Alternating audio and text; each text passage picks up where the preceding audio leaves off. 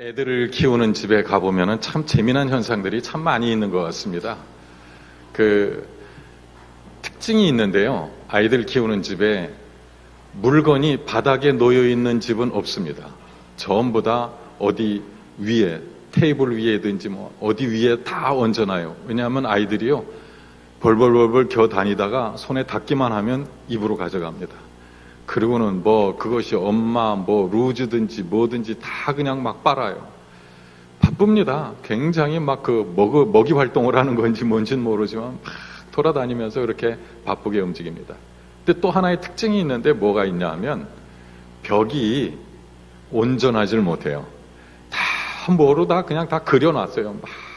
그러니까 어느 집에 가니까 벽에 큰 도화지가 전지 큰 거 있지 않습니까? 그거를 붙여놓고 여러 겹을 붙여놨어요. 그래서 이거 왜 붙여놨어요? 그랬더니 하는 말이 우리 아이가 거기다가 글씨 쓰고 뭐 낙서하고 하라고 아예 그냥 붙여버렸어요. 그래요. 그래서 그게 꽉 차면은 또 하나 더 붙여주는 거예요. 나중에는 덕지 붙여놨어요. 그게 감당할 수가 없다는 거죠. 그 아이들은 뭔가를 빈 자리가 있으면 막 채우려고 그럽니다. 빈속도 채우려고 그러고 빈자리도 자꾸 채우려고 그러고 막 그려넣어요. 그러면서 별로 그렇게 그게 생산적이지는 않은 것 같은데 굉장히 바쁘게 움직입니다. 그 이후로부터 사람들은요 계속해서 바쁘게 살아왔어요. 옆에 분에게 한번 질문해 보세요. 오늘도 참 바쁘셨죠? 예.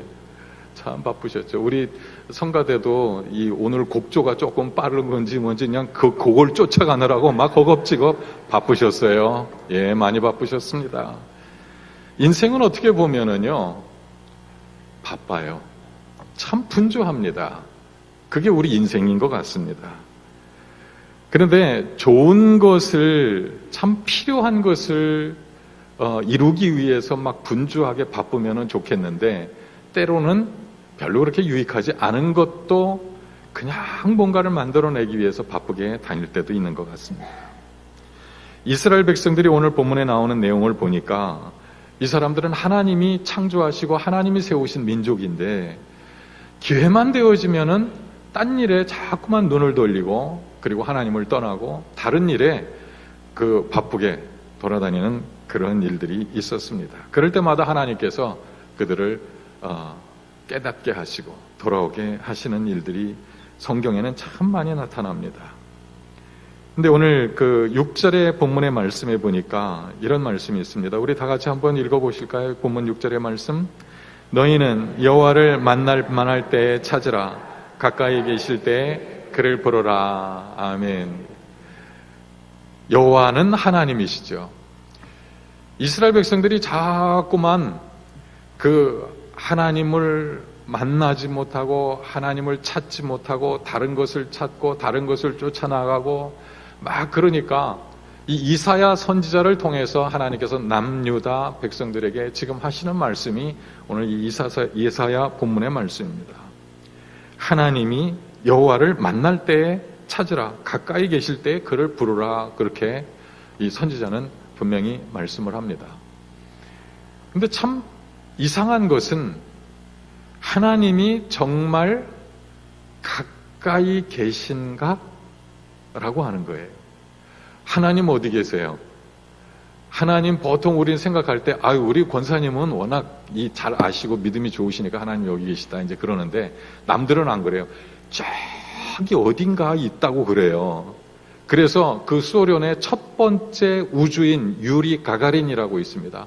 그 사람이 우주선을 타고서 우주로 쫙 올라간 다음에 첫 번째 통신했던 게 참 아름답습니다. 그런데 여기도 하나님은 없네요. 여기도 천국은 없네요. 그 말을 했다고 그래요. 우리는 생각하기를 하나님은 저 멀리 우주 어딘가에 계시는 분, 그렇게 존재하시는 분이라고 생각을 할 때가 있습니다. 그런데 오늘 이사야는 하나님은 가까이 계시다. 가까이 계실 때에 그를 부르라. 그를 만나라. 그를 찾아라. 이렇게 말씀하시는 거예요. 근데 정말 하나님 가까이 계신 것이 느껴질까요? 요즘 그 뉴스에 나오고 그 신문에 나오는 걸 이렇게 보니까 아주 재미난 것이 나왔더라고요.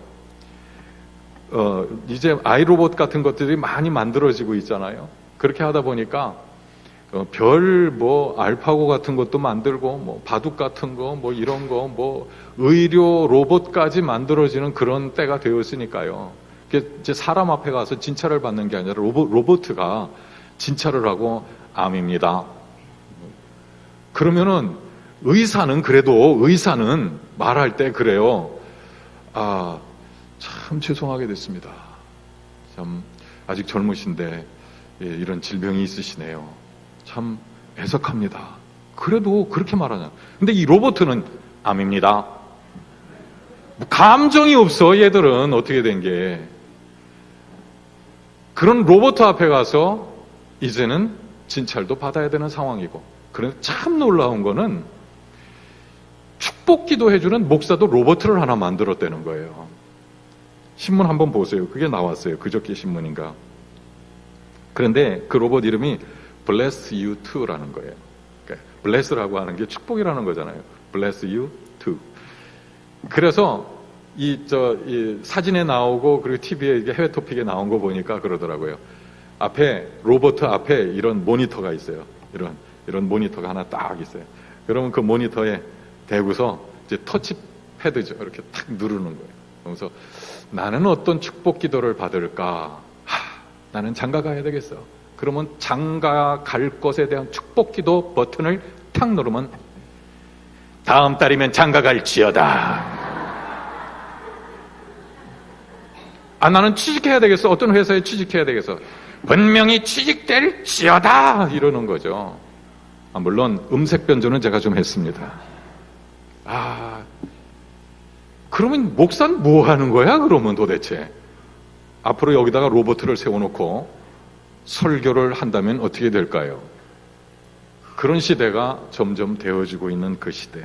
근데 왜 사람들은 그 로봇까지 만들어가면서 축복 기도를 받으려고 할까? 하나님이 멀리 계신 것 같이 느껴지는 거예요. 가까이 계신 하나님이라면 하나님이 나를 축복하시고 나에게 은혜를 베푸시고 나와 동행하시고 나와 함께 하신다는 것을 내가 느낄 수 있다면 뭐가 문제가 되겠습니까? 근데 그게 안 되니까 사람이 빈 마음이 되는 거예요. 헛헛한 마음이 되어지는 거예요. 그 헛헛한 마음을 채워보려고 하는데 하나님은 멀리 계신 것 같아. 이스라엘 백성들이 왜 그렇게 방황을 했을까? 이스라엘 백성들이 왜 그렇게 하나님을 떠나려고 했었을까? 하나님은 불러도 직접 말씀하실 때도 있지만 안 그러실 때가 더 많았고, 하나님은 뭔가 우리와 동행하시고 우리의 삶 속에 은혜를 베푸시고 그런 하나님으로 그들이 느끼고 알았다면, 경험했다면 그렇게 했을까? 그러질 못했다는 거예요.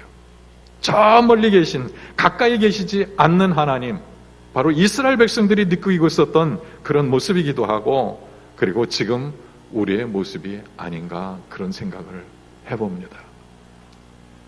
옆에 분에게 말씀해 주세요. 그러나 하나님은 가까이 계십니다. 그러면은 로봇 놓고 축복기도 안 해도 되겠죠? 그러면 제가 할 일이 없어질 것 같아요. 목양실에다가 로봇 하나 갖다 놓겠습니다. 그럼 오셔서 입맛대로 버튼을 누르셔서 어떤 축복기도든지 마음대로 받으시기 바랍니다. 참 그런 시대 아닌 것을 참 감사를 드리는데, 사람들은 배부르지 못할 것을 찾아서 자꾸만 찾아다니는 거예요.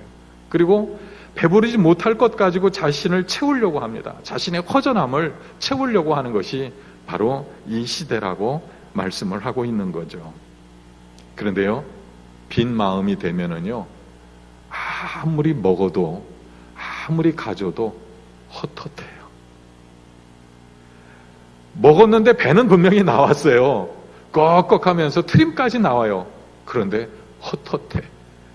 그러면 저희 집사람 보고 제가 그럽니다. 여보, 나 뭔가 허해. 그러면 저희 집사람은 곰국 끓이는 거예요. 푹푹 삶아주는 거죠. 근데 뭔가 배가 부른데도 헛헛하게 느껴질 때가 있어요. 근데 육신적인 것만 그런가요? 영적인 거, 우리의 마음, 우리의 정신, 우리의 영혼의 세계가 헛헛하고 빈 마음이 되어질 때가 있더라는 거죠. 사람이 가졌다고 먹었다고 소유했다고 해서 그 사람이 그 헛헛한 마음이 채워지는 게 아니더라고 하는 말이에요. 그 허전함, 그것은 육신적인 것일 수도 있지만 영적인 것일 수 있습니다.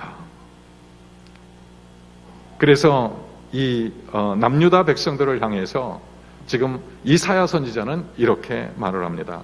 오늘 읽지는 않았습니다만 본문 앞에 나오는 말씀인데 이사야 55장 2절 상반절 말씀입니다. 우리 다 같이 한번 읽어보시겠습니다. 너희가 어찌하여 양식이 아닌 것을 위하여 은을 달아주며 배부르게 하지 못할 것을 위하여 수고하느냐. 아멘. 지금 이사야 선지자가 하는 말이 그거예요. 아니, 양식이 아닌 것을 위해서 너희의 그 금쪽 같은 은을, 그 화폐도 아니죠. 그 당시 그것이 화폐였었습니다. 그 은을 달아서 그것을 주고 그걸 먹어도 너희들이 배부를 것이 아닌데 지금 여기서는 양식을 돈 주고 사고 있지만 그러나 진정으로 너희들이 배부를 수 있는 것은 영적 양식이 채워져야 된다라고 하는 것을 말씀을 하고 있는 거거든요. 그게 채워지더냐? 그 수만 금을 갖다가 그 음식을 위해서 그리고 삶에 필요한 것을 위해서 지불을 해보지만 사오지만 그 헛헛한 허전함이 채워지더냐? 그리고 배부르게 하지 못할 것을 위해서 왜 이렇게 바쁘게 살아가고 있느냐? 물론 이것을 다르게 얘기를 한다면 바쁘게 산다고 하는 것은 부지런함입니다. 그러나 부지런한 것은 너무나 좋은 것이지만 정말 필요한 것을 위해서 부지런해야 되지 않겠느냐라고 하는 것을 말씀을 하고 있는 거죠. 글을 쓰다가 보면은 글에는 마침표라고 하는 것이 있습니다. 이 마침표는 내가 한 문장을 쓰고 나서 이 한 문장 내가 표현하려고 하는 그 말의 모든 것들을 다 썼다라고 하면서 마침표를 딱 찍습니다. 그런데 이 글을 좀 잘 못 쓰다거나 표현력이 조금 부족하면 마침표를 찍지 못하고 길게 늘어져요. 말이 끝나질 않습니다. 계속 늘어지고 나중에는 막 얽히고 설키고 복잡해서 이해가 되지 않을 때도 있거든요. 바로 그때 사용해야 되는 부호가 하나 있는데 쉼표를 해야 됩니다. 그 쉼표는 내가 표현하고자 하는 그 문장을 잘 정리해 줄 수 있고 여기서 숨을 쉬고 그리고 다시 읽어 나가고 그래서 논문에 보면은 이 쉼표가 굉장히 많습니다. 잘 이해시키려고 하는 방법이 되겠죠. 그런데 인생에는요 마침표가 있지만은 하나님께서 쉼표도 찍어주시더라는 거예요. 그 쉼표를 찍으면서 다시 한번 내가 쓴 문장을 돌아보게 됩니다. 우리는 우리의 인생을 채워나가기 위해서 인생 역사를 써나가고 있죠. 나는 이렇게 살았고 저렇게 살았고 이렇게 살았고 앞으로 이렇게 살 것이고 그런데 거기에 쉼표가 필요합니다. 아무리 바쁘더라도요 그 문장이 제대로 표현되어지려면 그리고 그 종이가 백지가 제대로 채워지려면 쉼표가 필요합니다. 그리할 때 쉬면서 나는 잘 살아왔는가? 나는 어떻게 살 것인가? 내가 제대로 표현하고 있는 건가? 어떻게 살고 있는가? 근데 하나님이 그 쉼표를 찍어주실 때가 있더라는 거죠. 그 쉼표를 찍어주실 때 우리는 하나님을 바라봐야 됩니다. 내 삶 속에 가까이 계시는 하나님, 이 쉼표를 찍지 못한다는 것은 바쁘다는 얘기거든요. 막 정신없이 살고 있다라고 하는 얘기거든요.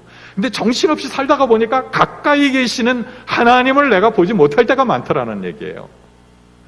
이것도 해야 되고 저것도 해야 되고 이것이 중요하고 저것이 중요하고 그러나 인생에 가장 중요하신 분은 하나님이세요. 왜냐하면 하나님이 우리에게 생명을 주셨고 그리고 하나님께서 우리에게 구원을 주시고 우리에게 영원한 생명도 주시는 분이 하나님이시기 때문인 줄로 믿습니다.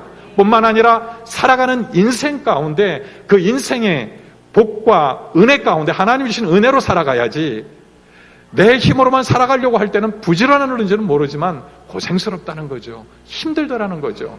정말 막힌 다문, 막힌 문을 열 수 있는 방법이 무엇일까요? 안 되는 것을 되게 할 수 있는 방법이 무엇일까요? 구부러진 것을 펴게 할 수 있는 방법이 무엇일까요? 우리의 힘, 우리의 재력, 우리의 능력으로 그것을 피고 우리는 그것을 열고 닫고 할 수도 있겠지만, 그러나 하나님께서 근본적으로 그것을 도와주신다면 닫힌 문은 열릴 줄로 믿습니다. 구부러진 것도 펴질 줄로 믿습니다. 안 되던 것도 되어질 줄로 믿습니다. 왠 줄 아세요? 하나님은 이 세상을 창조하신 하나님이시니까. 하나님은 이 세상에 살아가는 모든 삶의 모든 것들을 하나님은 축복하시고 은혜를 베푸시고 살아가게 되어지는 것이니까요. 우리가 할 수 있는 일들이 있지만, 그러나 그것은 지극히 몇몇 가지에 불과한 것이지 우리가 전지전능하지는 않더라고 하는 거죠. 그러나 하나님은 모든 것을 알고 계시고 모든 것을 하실 수 있는 분, 바로 그분이 하나님이신 줄로 믿습니다. 그래서 하나님은요, 때때로 우리의 삶의 문장 가운데 쉼표를 찍어주시는 거예요. 그러는 쉬게 하는 거예요. 그리고 바라보게 하시는 거죠. 나는 쉬고 싶지 않은데 어쩔 수 없이 막힐 때가 있고 안 될 때가 있고 문제가 생길 때도 있다라는 거예요. 그것을 나쁘게만 생각하지 마십시오. 인생에 쉼표를 찍으시는 하나님이시구나. 인생의 쉼표를 찍어본 사람들이 하나님을, 가까이 계신 하나님을 느끼게 되어지는 거예요. 바쁘면 하나님이 느껴지질 않아.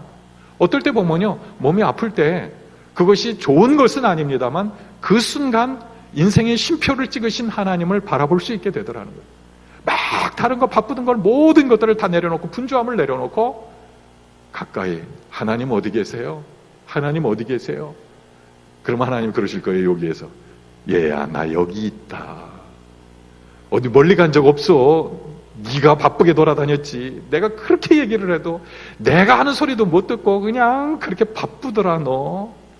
그러면 그럴 거예요. 우리, 아이 하나님 죄송해요. 그래서 이사야 선지자는 오늘 본문을 통해서 우리에게 7절에 말씀하고 있는 거예요. 악인은 그의 길을 불의한 자는 그의 생각을 버리고 여호와께로 돌아오라. 그리하면 그가 긍휼히 여기시리라. 우리 하나님께로 돌아오라. 그가 너그럽게 용서하시리라. 그래, 네가 조금 잘못 살았어도, 문제가 있었어도 그거 걱정하지 마. 내게 돌아오라. 내게 돌아오라.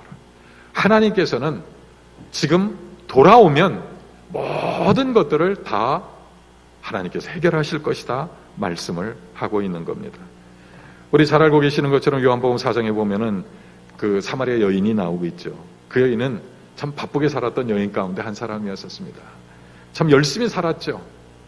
인생 아무리 힘든 일이 있어도 굽히지 않았습니다. 좌절하지 않았습니다. 열심히 살았습니다. 그러니 얼마나 힘들었겠어요. 그리고 얼마나 바빴겠습니까? 그런데 그 여인에게 예수님께서 찾아가셔서 하신 말씀이 그거예요. 요한복음 4장 14절에 내가 주는 물을 마시는 자는 영원히 목마르지 아니하리니 내가 주는 물은 그 속에서 영생하도록 솟아나는 샘물이 되리라. 아멘. 이 말씀을 하시는 거예요. 네가 그렇게 너의 갈급함을, 갈증을 채워보려고 그렇게 분주하게 바쁘게 열심히 돌아다녔지만, 그러나 그 갈급한 것은, 세상이 주는 물은 마셔도 또 갈증이 난단다. 너의 갈급한 그 빈 마음, 헛헛한 마음을 채워주지는 못한단다. 그러나 내가 주는 물은 영원히 목마르지 아니하리라. 영원히 샘솟는 샘물이 되어지리라. 주님은 바로 지금 우리에게도 그 말씀을 하시는 줄로 믿습니다. 내가 주는 물은 영원히 목마르지 아니하리라. 지금 우리가 사실 하나님을 믿는다, 예수님 믿는다, 신앙생활을 한다 하면서도 얼마나 분주하고 바쁘게 살아갔습니까? 그때 우리는 인생의 쉼표를 한번 찍어야 됩니다. 그리고 주님을 돌아봐야 됩니다. 그리고 주님께서 내 곁에 가까이 계시고 내 빈 마음을 채워주시는, 은혜를 베풀어 주시는 그 하나님인 것을 우리는 발견할 수 있어야 될 줄로 믿습니다. 그래서 다윗 왕도요, 그 고백에 시편 23편 1절에 이렇게 말을 해요. 여호와는 나의 목자시네. 내게 부족함이 없으리로다, 이렇게 말을 하는 거예요. 사실 다윗은 한 나라의 왕이었습니다. 한 나라의 왕이 부족할 게 뭐가 있습니까? 돈이 없습니까? 권력이 없습니까? 쾌락이 없습니까? 뭐가 없습니까? 모든 것이 다 풍족하죠. 그런데 그가 고백하는 것은 여호와가 하나님이 나의 목자, 나의 주인이시기 때문에, 나의 하나님이시기 때문에, 그렇기 때문에 나에게는 부족함이 없습니다. 그는 이런 고백을 갖게 되어지는 거죠. 사랑하는 성도 여러분, 하나님은 우리에게 인생의 쉼표를 찍어주시기도 하고, 그리고 우리가 인생의 쉼표를 찍기를 원하시는 줄로 믿습니다. 그리고는 이제 분주함을 내려놓는 거예요. 그리고 우리 인생의 문장을 쭉 써나가다가 분주함을 딱 쉼표를 찍으면서 내려놓고, 하나님 어디 계세요? 하나님 어디 계세요? 하나님을 찾아보는 거예요. 그리고 그분의 음성을 우리는 들을 수 있어야 되는 것이고, 우리에게 베풀어 주시는 그 은혜를 우리는 경험하면서 살아가야 될 줄로 믿습니다. 그렇게 될 때요, 성경은 말씀하는 거예요. 이사야 55장 2절 하반절에서 3절 말씀. 그리하면, 우리 다 같이 읽어보실까요? 그리하면 너희가 좋은 것을 먹을 것이며 너희 자신들이 기름진 것으로 즐거움을 얻으리라. 너희는 귀를 기울이고 내게로 나와 들으라. 그리하면 너희의 영혼이 살리라. 내가 너희를 위하여 영원한 언약을 맺으리니 곧 다윗에게 허락한 확실한 은혜니라. 아멘. 다윗은 여호와가 나의 목자시니 내게 부족함이 없으리로다, 이렇게 고백을 하잖아요. 세상의 왕권과 권력과 지식과 어떤 재산과 이런 것 때문에 내게 부족함이 없으리로다, 그런 고백을 한 것이 아니라 하나님이 나와 함께 하시기 때문에, 가까이 계시고 동행하시기 때문에 나는 부족함이 없습니다, 이 고백을 했는데, 다윗에게 허락하셨던 그 확실한 은혜를 너희가 내게로 돌아오고 나를 들으면은 내가 너희에게도 베풀리라. 너희의 영혼이 살아나리라. 그렇게 말씀하시는 거예요. 너희의 영혼이 살아나리라. 그러면 우리의 허전함이 그때 채워지는 것이죠. 그때는요, 내가 조금 모자르고 부족한 것이 있어도 부족한 게 부족한 것처럼 느껴지지를 않아요. 제가 처음 주님을 정말 깊이 있게 만났을 때, 그때 그 전에는 막 정말 이것도 필요해 저것도 필요해 막 그렇게 하다가 정말 주님을 만나고 나니까 아무것도 필요 없더라고요. 주님이 제 마음속에, 삶 속에 채워주시는 그 은혜가 날마다 느껴지는데 막 삶이 살아나는 거예요. 막 신바람이 나는 거예요. 제가 왜 목사가 된 줄 아십니까? 그걸 경험했기 때문에. 그렇다고 여러분 다 목사님 되고 다 선교사 되면, 그러면 평신도는 누가 할 거예요? 그러면 다 여기서 설교하면 누가 설교 들을 거예요? 여러분들은 평신도 하시기 바랍니다. 그러나 그 마음이, 영혼이 살아나는 것, 그러면 가정에서도 기쁘고 직장에서도 기쁘고 삶이 기쁘고 하는 모든 것들이 기쁜 거예요. 저에게는 아마 지난주에 제가 이 말씀을 드리면서 은사가 하나 있다고 말씀을 드렸죠. 재채기를 참는 은사, 그런 능력이 저에게는 있어요. 그런데 또 하나의 은사가 저한테 있는데요, 꽃나무 죽이는 은사. 어떤 꽃나무든지 저희 집에만 들어오면 다 죽어. 심지어는 물도 필요 없는 선인장도 죽어. 그러니 얼마나 은사가 제가 뛰어납니까? 그런데요, 얼마 전에 제가 그 화원을 갔다가, 그 화원에 이제 신방을 갔다가 거기 뭘 하나 팔아줘야 되겠다 생각이 들어서 이렇게 보니까 아주 예쁜 이 꽃이 있는 그 꽃나무가 있어요. 그래서 저는 그거를 이게 꽃이 이쁘게 폈네. 그러니까 그분이 하는 말이, 이거 꽃 아니에요. 그럼 뭐예요? 그러니까 잎사귀가 꽃처럼 변하는 거예요. 그러는 거예요. 그래요? 그 신기하네? 그러고서는 제가 그거를 사가지고 왔어요. 사가지고 오면서 마음속으로, 또 죽이지 내가 이거. 잘 살고 있는 거 내가 또 죽이는 거 아닌가. 그러다가 정말 죽었어. 말이 씨가 된다고 죽었어. 야, 그거 돈 7만 원 주고 사온 건데. 죽었어. 그래가지고 나중에는 막 비비 마르고 막 물 주고 그러는데도 뭐 어떻게 그래요. 그래서 죽으려면 그냥 밖에 나가서 죽어라 하고서 겨울에 끝나가지도 않았는데 바깥에다 내놨지 뭐요. 그랬더니 더 죽었어. 끝났구나. 저는 그렇게 생각을 했죠. 그런데 봄이 되면서부터 제가 혹시 모르니까 거기다가 제가, 얘야, 내가 너한테 정말 미안하다. 내가 너를 가까이 하지 못하고, 내가 너에게 양식을 주지 못하고 물을 주지 못해서 네가 이렇게 죽었구나. 내가 회개하는 마음으로 내가 너를 살려보리라. 살아날지어다. 살아나라. 그리고는 매일 물을 줬어요. 매일 햇빛에다 놓고 매일. 근데 얘가 살아날 기미가 없이 그냥 헬렐레 해가지고 돌아가셨어. 뭐 그냥 돌아가신 거예요. 그런데 어느 날부터인가 새싹이 나오기를 시작을 해요. 남의 일이라고 그렇게 무관심하게 생각하지 마세요. 그래서 그때부터 막 물을 하루에 한 번씩 매일 흠뻑흠뻑 줬죠. 지금 얼마나 탐스럽게 반짝반짝 빛나게 잘 살아났는지 제가 한 달 동안 자리를 비우기 때문에 그래서 제가 그 꽃나무를 교회 앞에 현관 들어오는 오른쪽에다가 뒀습니다. 이제 책임감을 느끼시는 분들은 매일같이 물을 주시기 바랍니다. 얘가 햇빛을 많이 보고 물을 많이 먹으면요 잎사귀 파라든 게 하얗게 꽃으로 변해요. 그러니까 이제 그 생명은 여러분 손에 달렸습니다. 살아나리라. 살아나리라. 그러니까 제 목양실에 제가 그 죽어가던 그 이 꽃나무를 하나 또 가지고 왔거든요. 어린이 작은 도서관에 있는 걸 제가 가져가서 목양실을 이제 만들어 놓고 놨는데 걔도 살아났더라. 믿지를 않으시더라. 제 손에서도 살아나더라고요. 제 손에서도 살아나더라고요. 근데 하나님 손에서 못 살아날까? 하나님 손에서 내 영혼의 부족함이 채워지지 못할까? 하나님 손에서 내 사업이 살아나지 못할까? 하나님 손에서 내 영혼이 살아나지 못할까? 내 육신에 병든 것이 살아나지 못할까? 하나님께서는 우리의 빈 영혼을, 허전한 영혼을 채워주십니다. 하나님의 은혜로 채워주십니다. 그러면 다른 것들은 다 살아나는 거예요. 내 영혼이 잘된 같이 내가 범사에 잘되고 강건하기를 원하노라. 바로 그 말씀이에요. 그 영혼이 채워지면, 하나님의 은혜로 채워지면 다른 것은 다 살아날 줄로 믿습니다.